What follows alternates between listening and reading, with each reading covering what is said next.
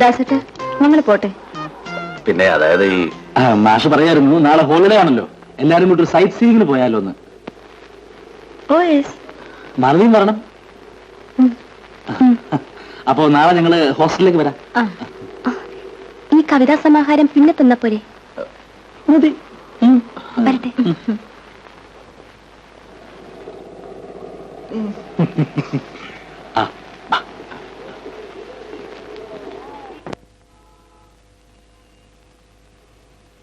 മാഷിരിക്കെ. മാഷേ, ഇനി അങ്ങോട്ട് നമ്മൾ വെൽ പ്ലാൻഡ് ആയിരിക്കണം. മാഷിക്ക് ഇപ്പൊ എന്താ വേണ്ടത്? അമ്മണിക്കുട്ടിയെ കല്യാണം കഴിക്കണം, അത്രല്ലേ ഉള്ളൂ. കഴിച്ചോ.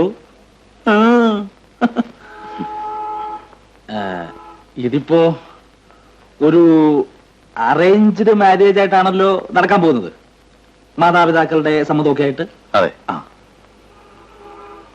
എന്നാൽ ഇതങ്ങനെ നടക്കില്ല.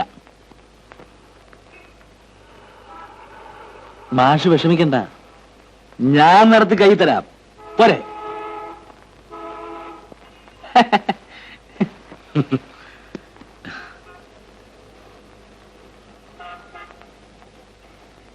ഇപ്പൊ മാഷ് വിളിച്ചിട്ട് ഒന്ന് നാട്ടിലേക്ക് വരാൻ പോലും അമ്മണിക്കൂട്ട് തയ്യാറല്ല. എന്താ കാര്യം?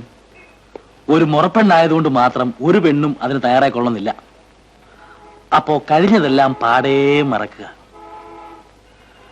അമ്മിണിക്കുട്ടിയും മാഷും തമ്മിൽ ഒരു പുതിയ പ്രേമബന്ധം സ്ഥാപിച്ചെടുക്കുക. അങ്ങനെ സ്ഥാപിച്ചെടുത്താൽ മാഷ് വിളിക്കാതെ തന്നെ അവർ വരും. ഒരു കാമുകിയാകുമ്പോൾ മാത്രമേ വിരഹത്തിന്റെ വേദന എന്തെന്ന് അമ്മിണിക്കുട്ടിക്ക് മനസ്സിലാവൂ.